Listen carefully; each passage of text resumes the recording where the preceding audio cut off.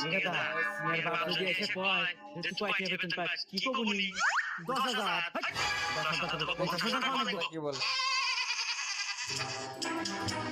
বাপ তো বেতনের কথা শুনে কিছু মনে করে না আসলে খেতে হয়ে গেল আরে বিয়ে ব্যাপার না তাহলে কেমন হবে ঠিক আছে সাওয়ালেন কি বাদ ধ্যান দিতেছে কেলিয়া কেলিয়া আচ্ছা বিয়ে সাউন্ড কে বাদানে বেশি বেশি কেলে মনে হইতেছে